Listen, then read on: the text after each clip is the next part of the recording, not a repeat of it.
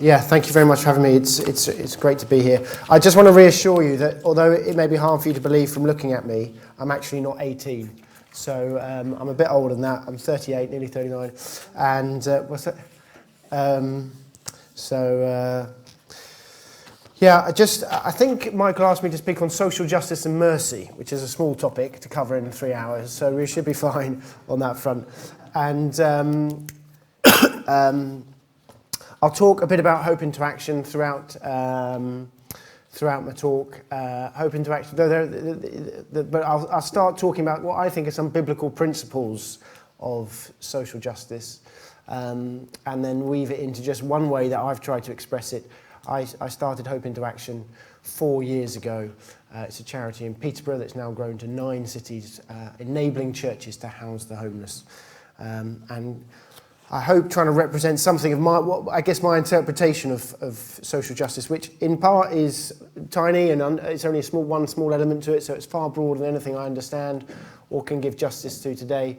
But it's also birthed and born a lot I spent 9 years working for Tearfund overseas in Africa in their disaster response team. So 9 years in war zones. And sort of a lot of that lived in me when I moved to Peterborough sort of 6 years ago. My favourite passage when I was there, I'm going to read a few passages just to sort of set the scene, is Isaiah 58. I think no sermon is fully complete unless it quotes Isaiah 58. So I'll start it off and then I know I'm okay from here on in.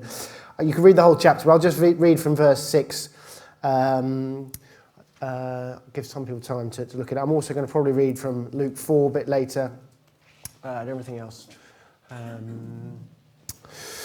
So it says from verse 6, I love verse 1 by the way, shout it out, do not hold back, raise your voice like a trumpet. This sense of God is so angry about all the violence and injustice and crap that's going on in the world. We've got to shout it out, and he's fine with the worship we do, he loves it, but it's got to translate into modern life. So in verse 6 he says, isn't this the kind of fasting I've chosen, to loose the chains of injustice, to untie the cords of the yoke and set the oppressed free and break every yoke? Is it not to share your food with the hungry, to provide the poor wanderer with shelter? And if you like, that's what Hope into Action does. It provides the poor wanderer with shelter.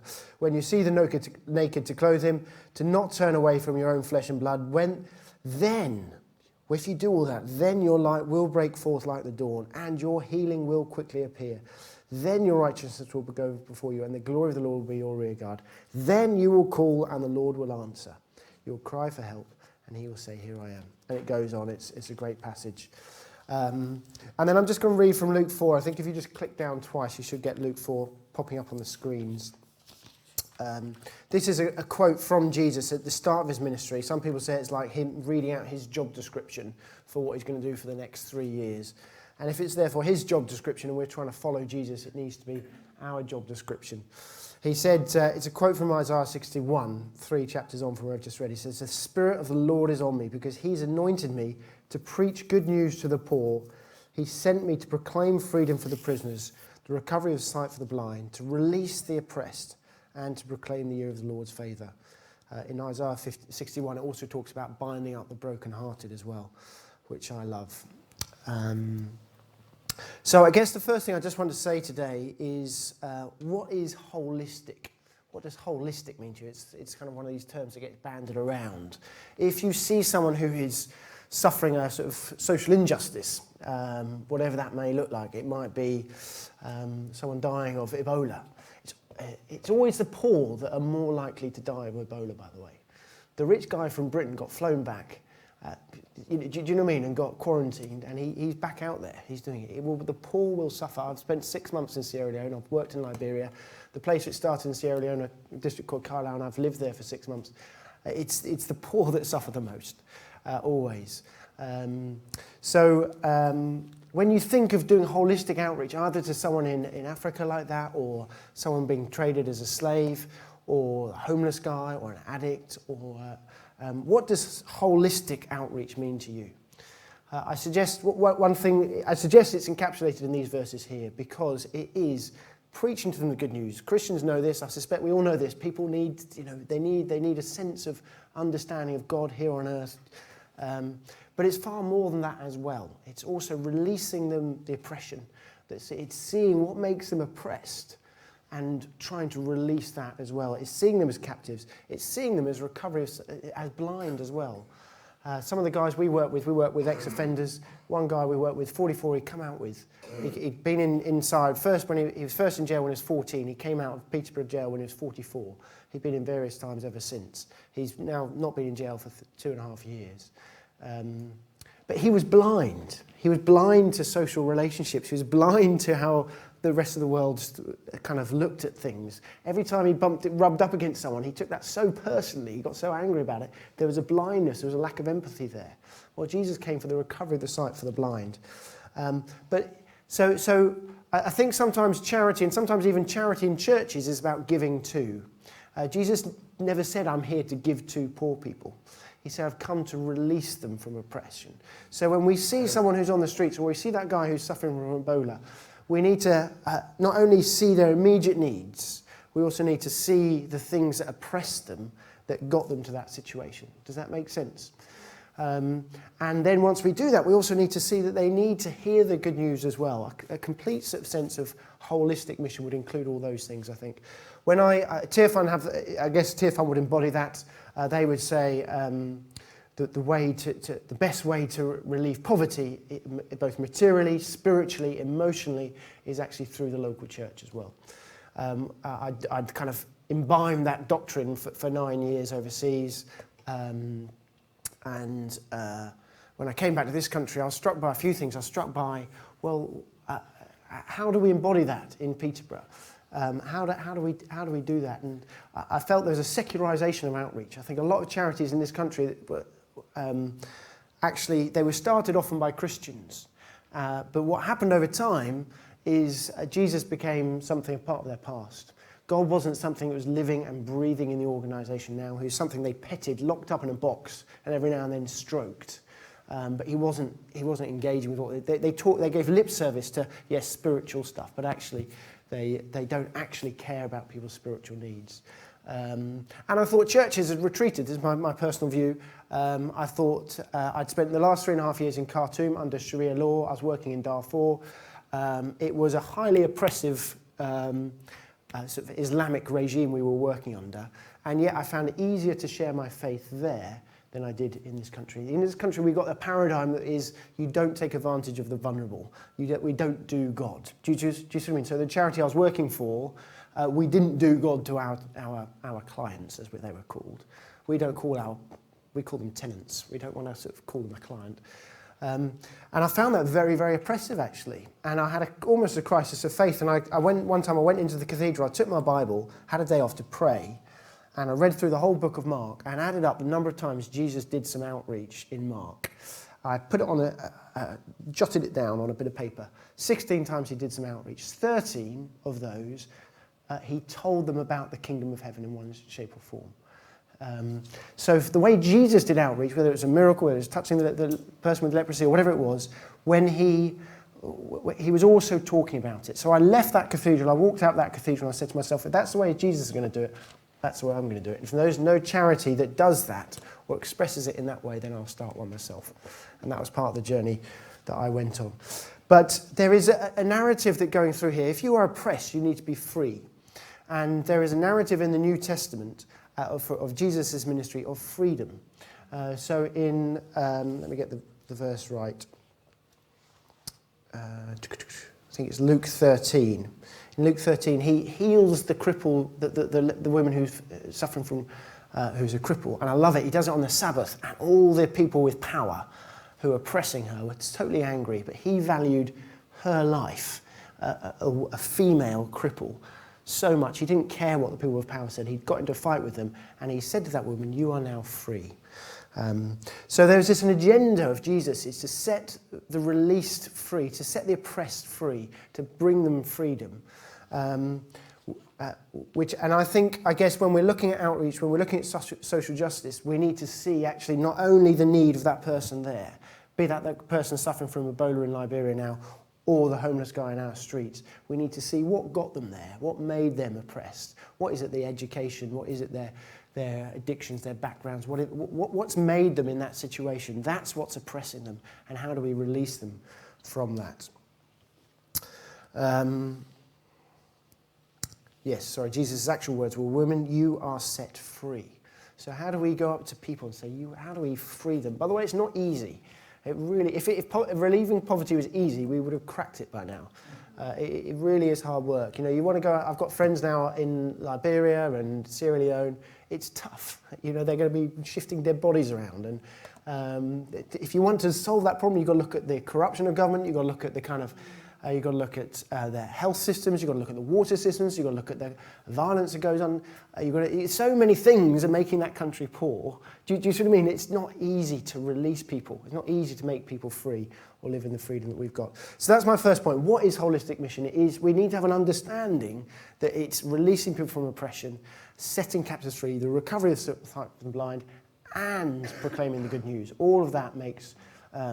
is what Jesus' mission was and needs to be our mission as a church, as an individual. And so I sometimes say, well, who do we give our money to? We can't all work for charities. Are we giving to people that encompasses that? What about advocacy organisations that try to release the people from oppressed, that try to work with governments and policy and stuff like that? That's also about it. Do we have this justice agenda in what we're giving money to? Do you see what I mean? Or are we just giving to evangelistic organisations? Or what about charities? Do our charities have this understanding? Does it really understand this? So that's my first point. What is holistic mission? I would say that's part of it. My second point is I really don't think it's an option. I just turn to James 2 now, if I can. If I can find it. I've got it here somewhere.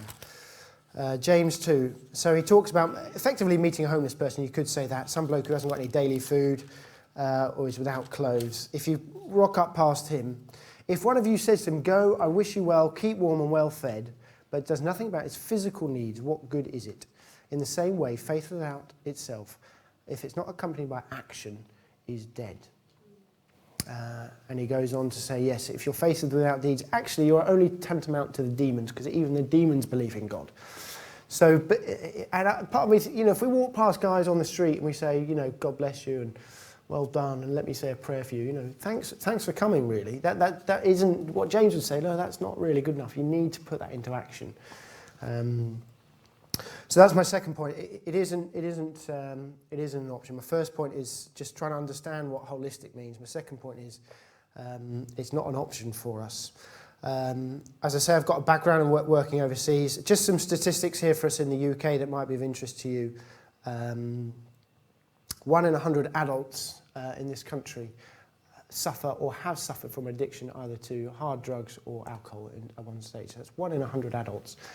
200,000 children in this country have parents in jail. 1 in 5 women in this country suffer abuse at one stage throughout their life. That might be physical, it might be sexual, it might be verbal. But that is a very high number. And we need to recognise that statistics that go on about homeless stats and various other things. In 2010, Peterborough had more rough sleepers than any city in this country apart from London. So London 1, Peterborough 2, and then the rest of the country. So there's plenty of poverty around us. Now, if you take someone who's addicted to heroin or crack or cocaine or something like that, actually they are oppressed by that addiction. When they come off it in this country, what they do is they'll put them on a drug reduction program, a methadone script. They cannot move out of that city because every day or every week they've got to go to the pharmacist and they've got to get this drug replacement. And that means they are kind of chained to that pharmacy. They literally, some people we've worked with, they go, "Ed, I just want to go to Wells next to the sea for a couple of days and hang out in a caravan." But they're pressured, they are chained to their pharmacy. Do you see what I mean? So if you want to release someone from oppression, you need to work with them on that drug reduction program until they're released from that and then can go around the country and do whatever they want to be and feel free. And that's a very hard process. Most people on the streets are addicted to drugs or alcohol in one shape or form. We had a big sleep out on a couple of weeks ago where we got 60 people sleeping out to raise money for Open to Action, and we got our tenants there as well, also sleeping out. Had a bonfire, we got them to speak, and they just shared their stories. They said, "Listen, I've been on the streets, I know what it's like now. I spent 20 years, I gave 20 years of my life to addiction and drugs, and I was on the streets, I was doing crime and all this kind of thing." He says, when you're on the streets, well, a couple of things struck me. One is it's actually waking up, trying to find a glass of water is a real challenge. And I thought, God, yeah, I'd never thought of that. You know, get kicked out of Asda. I saw you. Are you wearing Asda? Yeah, quite rightly, they kicked them out. Sure. But, you know, where do you get that glass of water from that we just get from our tap? The other thing he said, whatever you do, don't give us money, because we just go and spend it on, we're going to inject it into our arms or pour it down our throats or something like that. And so it's hard. So if we see a homeless guy, we can flick them money, we can give to them, but not really working with them. Do you see what I mean? And actually the challenge really is to see how can we release them from what oppresses them. And to do that, we need to understand what oppresses them. We've just opened our first house in Nottingham for sex workers or former sex workers, prostitutes. 95% of prostitutes are addicted to hard drugs. So if you want to work with them, they are chained by the hard drugs, and actually they're chained by a pimp of some shape or another. It might just be a boyfriend, by the way, who's also addicted. They'll do anything to get some money, to get some more drugs, and she'll sell herself in order to get money for both of them to get drugs. Do you see what I mean? And we've worked with girls like that. It's a real challenge. So if you want to release them from oppression, you can't just go up to them and say, Jesus loves you. He may do a miracle and free them from the drug that time. I can tell you stories like that. But he's still got the boyfriend. You've still got issues there. You've got to release her from the boyfriend or the pimp or whatever it is. So it's hard graft and it's hard work. And you need to do that intelligently. You need to keep her safe through that process. Do you see what I mean? You need to have a safe house for her. You need to love her. And what we say, all our tenants, we've now got over 60 tenants in our houses. Of all our tenants, where you say one common cause, if you did a causal analysis on what got them to the situation where they need a home with us, we'd say it's a relational poverty. It's a deficit of love in their life. More often than not, abuse from childhood, no father figure. Not always, but some would say I've got no excuse. And we do have middle class people that have just been kicked out by their wife, business has gone bust, and they're walking the street. We've had that as well. But very often there is a relational poverty, and that's the real cause of it. So what we say is the church can provide a depth and a richness of relationships they've never experienced before. And we put them in a home, not in a hostel, not sort of in a leper economy miles from town. We put them in a home and community near the church, and we provide them with love through the community of people from the church. So that's some of the situation and the statistics in the UK. How did Hope into Action start? Sometimes when I talk about it, I was playing in the playground with my daughter in Peterborough. I just moved into Peterborough. Isaiah 58 is my favourite passage. I'm like, right, this is great. How does this translate to Peterborough? I've just spent the last 3 years dealing with refugees in Darfur and in crime, poverty. I don't understand, God, what this means. And then I met a guy who was sitting on a bench there, and he kind of looked like a tramp. Excuse the French. But he was a clean-shaven tramp, which was a bit strange. So I got talking to him. I was new into the country, and his story is actually the same story that happens thousands of times in this country every year.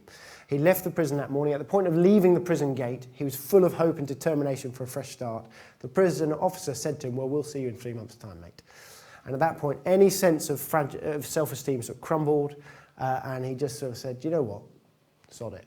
And he took his money, you get £47 when you leave the prison. He went straight to the off licence. By 11 o'clock that morning, which was when I met him, he was halfway through a bottle of whiskey or something like that. So this sense of hopelessness was quite profound in him. His nowhere to go was a symptom of having no one to go to. Does that make sense? Yeah. Because if I left prison tomorrow, I've got a mother, I've got a father that take me back, I've got brothers, I've got my wife. Do you see what I mean? I have somewhere to go. I don't think any of us can fully grasp what it's like to have no one to go to. I said, so where have you come from? He said, I come from Cambridge. I said, well, why don't you go back to Cambridge? He said, if I go back to Cambridge, I'll end up surrounded by the same old mates, staying in the same old hostel, and I will end up back inside in 3 months' time. So I tried to get him somewhere. What about Norwich? No one in Norwich would take him. I was actually running 3 hostels in Peterborough at the time. None would take him. Too old, or they don't take ex-offenders. And so I left him. I could do nothing for him. And I had this overwhelming sense of, right, well, this is God answering my prayer, because this is the poor wanderer talking about in Isaiah 58. I felt quite disempowered, but I also had quite a strong sense of anger. Well, why aren't the churches doing something about this? It's an age-old problem. Joseph suffered it under Pharaoh. It's been going on for years. Why aren't the churches dealing with this? Everything I read in my first 4 months was like, if you give an ex-offender a home, his chance of reoffending reduces by 80%. So why aren't we doing it? It's so blooming obvious. That was what probably it was about over 6 years ago, just after my daughter was born. Now we have 12 churches in Peterborough, each with a home for 2 or 3 people, each homing somebody that is homeless in one shape or other. Does that make sense? Many of them have been done time, not all of them have. And across the country now, we're just about next month to open our 27th home, each in partnership with a church, housing the homeless in some way, shape or form. The first house my wife and I bought, we had 30 grand inheritance, really nice to know, and we put it into a house. We partnered it with Bretton Baptist where we go. And the first guy, I got a clue or a link, and I went into HMP Peterborough, absolutely terrified. And I met a guy in there. He was praying and fasting like mad because he had nowhere to go. I was praying and fasting like mad, going, Lord, please pray I've got this wrong. And I'd much rather just let out this house commercially. But actually, we were both the answers to each other's prayers. The first guy I moved in there was a guy straight from jail. I also moved a guy who'd been a heroin addict and had been in hostels for 8 years and couldn't get out of hostels for 8 years. The first guy's an ex-offender. He works for us full-time now. This week we've just promoted him into a higher position. He's going to help all our cities and other, we're now working in 7 or 8 cities. He's going to line manage all of those. So we've got some good stories. We've got some difficult stories. I've got some scars on my back as well as some good stories, and it's important you understand it's not easy. It's not like everyone comes into our house, God zaps them, though, and suddenly they're all wonderful angels. But actually, every single one of them, we believe, is just like a child. And whatever their front is, we just see them as just normal human beings in need of love and displaying all the emotional maturity of my sort of 5-year-old. Very often, do you see what I mean? And their empathy and everything else. And if we can just deal with it, but trapped in a body of a man, trapped in a body of something else. So that's kind of where we are. If we just click down a couple, we missed a short film. That's that. This, I'll just quickly talk you through our model so you very quickly understand it. This we like to think is a poor wanderer. It may be someone coming out of jail. It may be a female who's just been abused, who's fleeing domestic violence. It may be someone who's literally sleeping on the streets. There was a lady we moved in September who was drunk on the street. She would come into our office every day and she'd go, Ed, she'd be in tears. You'd meet at the door. She'd just burst into tears as you come in. You'd make her a cup of tea. You get someone to speak to her. She was beaten up last night. Then the next week, someone came and robbed her. And then the man came in and tried to rape her in her tent. And you're like, this is tough for the poor woman. But I know she's a drinker and I know she's going to be really hard work. Do we take her on? And we, as we often do, we just go, yeah, we'll take a big risk on this one. And 10 days ago, I nearly evicted her. I won't tell you why. I said, right, you've got these conditions you've got to fulfill in the next 3 days, otherwise I'm afraid you're out in the street. And she came in on Wednesday and she'd done all the things we'd done and she's improving and she's going, Ed, I love you and I love my volunteer from church and all this sort of thing. And you're like, okay, well, we've made a baby step in the right direction. And we're journeying with these people. And that's the point. Now, I can tell you some stories. I might have to end up having to evict her next week, but in 18 months' time, wouldn't it be wonderful if that lady can kind of give a testimony and say, look, we're doing a great job. There's one lady we had actually who walked into my office and I've never found anybody so offensive as this girl. All the people I've ever met in my life, she was totally offensive. And I said to Jenny, the female support worker, I said, look, I really don't think we can take her on. I really don't think we take this one on. She was a drug addict. Her mother was a drug addict. She'd had 2 children, both been taken away from her. Her partner was in jail. And she'd lost a baby through a miscarriage, and she was a total emotional mess. It was so obvious she needed counselling, but she was very offensive with it. And Jenny said, no, we're taking her on. So I said, okay. So we put her into a house. It was a complete train wreck. But we continued to journey with her. And now, I think last week, she gave a testimony in Life Church in Peterborough. She's come to faith. She's completely off the drugs. She's had a child. She's a wonderful mother. And we keep thinking, God, do you remember the first time we met her? Now, these are wonderful stories, but I tell you, there is a lot of hard work and there's a lot of heartache in the kind of intervening 2 years. And she's still got a very, very long way to go. But this is what we're about. So this lady I told you about who's on the streets, who came in and nearly evicted last week, you don't know which way it's going to go. We all pray and hope like mad that in a year's time she'll have come to faith and she'll be free from her drink and she'll be a pleasant young lady to speak to. She's 42 actually, she's not that young. But it might happen, it might not. All we can do is provide an environment around her that gives her the best possible chance of success. A secure home. You don't know how valuable that is until you don't have it. A safety. People that genuinely love and genuinely care for her. She's 42, she goes, Ed, I've never had this before. I've never had anyone trying to help me before. I think her partner's in jail for murder or something like that. So that is what we're about. We take risks with people, we take people off the streets, we take some lonely people who've just fell on hard times, and we take some hard people as well. We're in the business of taking risks. We're in the business of trusting that God can change people's lives. We've got some great stories, we've got some difficult stories as well. But we do believe that people want to change, and we will try and give them a holistic outreach. So that's our Poor Wanderer. It can look like any whole shape or, come in any shape or size. If you next click, using investment capital, we buy a house. Next click. I can bore you about that very, very, very quickly. Christians are very good at tithing. We know how to give money away. We're excellent at giving to charity. What do we do with our savings, our pensions, and everything else, our investment capital? Actually, if you can use that for the kingdom, you can tap into an entirely new seam of money as well. So these 27 houses we've got have all really been rich people, or averagely rich people, investing into a house. They keep the house, it's their house, they're just then leasing it to us. And what they're doing then is sharing their wealth with the poor. Does that make sense? Not just giving it away, they're actually taking shares in a house and sharing that with poor people. If you're not sharing it with a house with poor people, you're sharing it with rich people because you've got it into a bank or in shares or in building society, something like that. Do you see what I mean? So we're trying to move this sort of idea of sharing wealth with the poor. We buy a really nice house in community. We always open it with a church because we never ever want to lose our sense of proclaiming the good news. We never want to lose that like other charities have. Next click. That church provides people who give support to that guy, and we also provide a, next click, professional worker to do it. So we've got this combination of a home, professional, and church, and that's kind of what we do. I could tell you loads of stories. I was going to tell you about Kim. Kim was a lass who, I think by the age of 21 she came to us. She'd had 4 children by that stage. And her story was that, I guess her first one was about 16, all from the same father. She'd been sexually abused by at least 2 stepfathers. Her partner violently abused her, but she stayed with him, because that's kind of what you do, because you kind of think, well, I deserve it and all that sort of stuff. Anyway, when she came to us, this is up in Boston or Bourne or somewhere, and when she was pregnant with the 4th child, aged 20, social services said to her, right, you've got a choice. We're going to take your first 3 children off you, because it's clearly an unsafe environment for them. You've got a choice. You either leave the man, or if you don't leave the man, that's fine, but as soon as this baby's born, we're taking the baby. So she had the choice. Now, she chose to leave the man, which shows enormous courage. But actually, she was a very good mother. She came to us, and she was put in a sort of inappropriate accommodation here. She knew no one in Peterborough, and she came to us with a child of about 6 months. And so we gave her a home and everything else. And about a year later, she, probably about 18 months later, actually, she went to a Christian event that was going on, and she did this thing where she invited Jesus into her life.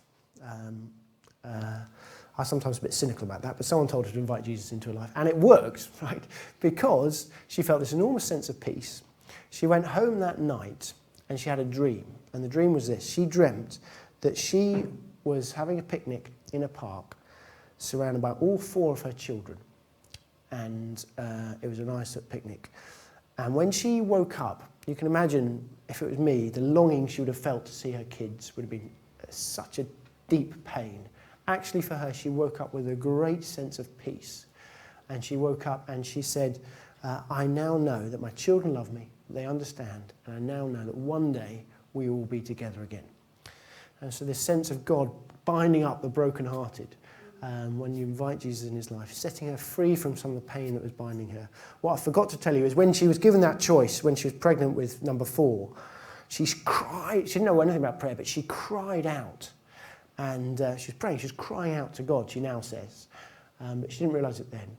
And she said, after I cried out, I felt like I had 10,000 people supporting me. And it was like God answered that prayer as well and provided 10,000 angels for him. And now she connects all these dots up, if that makes sense. Child's about 4 now. That's wonderful. Doing very well. I could tell you loads of other stories, good and bad. If we just click on to the next one, that's all fairly self-explanatory. As you see, we're giving people nice homes in community. We're giving them dignity. We're saying, we think you're worth this. We believe in you. We trust in you. We respect you. Please respect us back with a home. And almost always to do. Next click. These are our latest statistics. I think it's 50% of people that come out of jail reoffend within the first year. For us, only 7% do. So that's good for society. This guy here, I'll tell you about actually because it's slightly relevant. This house here was one of our first houses open. For him, just to maintain a tenancy is a phenomenal achievement. He's now looking after himself. He's got good hygiene. These are really great achievements. When I tell people from the council about this, they're like, I won't say his name, but they're like, really? You know, this guy here, both addicts. And the reason I'm telling this story is Graham Timpson opened this house with us. Graham Timpson planted this church. It's one of the first houses we opened, moved these guys in, and both on a heroin reduction program. And one day, the guy on the left came to us, and Graham was there, I was here, another guy, our support worker was there, and he said, right, what I want to do is I want to come off drugs completely, and what I'm going to do is I'm going to cycle around Britain. And we're like, that's nuts. Whatever you do, don't do this. And then Graham Timpson, representing the church, said, do you know what? If God is in this, what are we to be against it? So he prayed a prayer, we all went for it, and we took a great big plunge. He came off drugs completely after about 8 years on them, and he did cycle. He got his bike, and it was his focus. He every day came in and tinkered with his bike, and he got this, and he got that, and he got the canister, whatever he needed, and that was what he needed to keep busy, to get off the drugs, to give him that freedom to cycle around. So that's that one. Interestingly, nuclear family, the number of people that when you give someone a home and self-respect, the first thing they do is they phone up their mum, their dad, their brother, their sister, or their son or their daughter they haven't seen for X years, because now they can invite them round. When they're living in a hostel, you never go, Dad, look at me, I'm in a hostel now. Do you see what I mean? But if we give them a home with a garden and a dining room table, they can invite them round with dignity.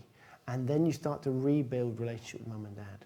Do you see what I mean? And if any of you have ever worked overseas or been separated from your partners or anything like that, or your sister, even my sister who I've fought with all my life, when I suddenly went overseas, you miss her like absolutely crazy. It's such a profound feeling in you. You're not whole when you're separated from them. So that's a very, very significant thing. And that really is us. We're a charity in Peterborough. I think we're holistic. I think we're the only charity in Peterborough that has an understanding of trying to release people from oppression and talk about Jesus at the same time. I can tell you stories of people who come to faith. Some do, some don't, but God is working all of their lives through us. And again, part of this is in John 8, Jesus said, if you are faithful to what I have said, you are my disciples and you will be set free. There's something about if we understand what Jesus said, freedom will come from that, the sense of holistic work. So that's it. I'm just going to end on a couple of verses. One from Acts 4. In Acts 4, it says, they shared everything they had. This concept of, right, if you share everything, we are about trying to give everything we've got to these guys. Give our whole life down to God. Say everything we want to give to you, Jesus, be that our savings, be it our time for these guys, be it our love, be it whatever it may be, money. Then it says full stop. And then it says, with great power, the apostles continued. And there's a link there, and it reminds me of Isaiah 58, because again, in Isaiah 58, it says this, and then it says, when you see the naked clothing, and when you provide the poor wanderer with shelter, and don't turn away from your own flesh and blood, full stop, then your light will break forth like the dawn, and your healing will quickly appear. Then you will call, and the Lord will answer. Then you will cry for help, and he will say, here I am. It's a promise from God. When our work is this kind of compassion and passion, not a patronizing outreach, but an intelligent, relational, outreach, then the light will break forward, then God will answer your prayers, then with great power God will. I believe that very strongly, and that is, if you like, our call to the church. Loads of ways you're doing that, so, and you can do that, and I'm sure you are doing that in all sorts of ways. If you wanted to add us into your portfolios of ways that you do that, we'd be really grateful. Of cash, we've lost 40 grand so far this financial year. Of course, if anyone wants to volunteer for us, I'm sure we can find time. If anyone wants to buy us a house, I'm sure we can find a church who wants to do it. Equally, if you want to pray for us, we'd love that as well. I've got a name and an email thing. You can just put your name down. We only send out emails about 3 times a year. We're not going to cane your inbox, but it's just a way of staying in touch. And you never know what might come of it. But we're only in Peterborough. Give us a shout anytime. Or any way, our mission, I believe that everyone's got passions, talents, or something to give. Do you see what I mean? If we can mobilise and use that and unite it, then it's amazing to see what the churches can do. In Peterborough now, the churches are housing more than all the hostels, par one. Does that make sense? So now what we can do is we can go to the council and we can boast around what the churches are doing. When I moved into the city, I went to council meetings. They was talking about the churches with scorn. Now we can say, look, you remember that guy there? Do you remember him on the streets with Neil? Let me tell you about him now. They cannot argue with our outcomes. Do you see what I mean? They see the good that the churches are doing now, and we want to see that in every city across this country. It sounds silly, sounds ambitious, but in 4 years we've now got to 9 cities. I don't know how we've done it. And we're selling a franchise, much like Street Passes or Food Bank sell franchises. We're selling a franchise as well. So what that means is they're paying us to replicate what we're doing. So look, if you please pray for us, please get involved in some way. Have a chat with me afterwards. If you ever want to get involved, do. I was going to end in a prayer, actually. I don't know if anyone's come across this prayer. It's a Franciscan benediction. And it says, Lord, bless me with anger at the injustice and oppression around the world. Lord, bless me with tears at the poverty and the suffering that goes on. And Lord, bless me with foolishness, that I may believe that I can make a difference in this world. And it's my favourite prayer. I used to actually pray it for my daughter when she was a toddler, when I was in Khartoum. And then I suddenly realised one time what I was praying. Do I really want my daughter to grow up and suffer for people? And then I realised, well, actually, God loves the world so much that he sent his son to suffer. And then I got a sense of actually what that cost God to send his son. And he did it because he loved us. He did it because he loved that woman who's been traded, or that Afghan who's, or that person suffering from Ebola. So I want to send my daughter out if that's what you want. And I'll pray that prayer again. And I'll pray it for myself as well. So I'll pray, just close your eyes, I'll pray this prayer, and then we'll close on that. Lord Jesus, we want to share everything we've got. So we've said this time and time again, and we recommit ourselves to you, every inch of our beings, every thought that goes through our minds, every inch of our intellect, our time, our energies. Lord, there's so much we could do. Guide us in what you want us to do. Let it be your will that drives through our lives. Father, you can use all of us, each of us, collectively, individually. We trust in that. We submit ourselves to you once more. Take our lives and use them as you want to use them. And Lord, we ask that you would bless us with anger, the anger that comes through in these pages of Isaiah and Zechariah and Jeremiah, the anger that Jesus must have felt as he opened the scroll in Luke 4, remembering how he was oppressed as he lived in refuge and was fleeing violence. And we say, Lord, bless us with that same anger, that righteous anger at oppression and injustice, and give us hearts to do something about that. Lord, bless us also with tears, because you cried tears for the lost and the weak and the lonely and the poverty that pervades our world. And Lord, then bless us with foolishness, a foolishness that believes that with you we can do mighty things on this planet and we can make a difference. And bless this church, Lord Jesus, the bride of Christ here in Market Deep, and guide them and be with them. Father, you love them so much, and it's such an inspiring place to be. Thank you for all of them that serve and have served so faithfully. May they know your love and reassurance for them and their future. Amen.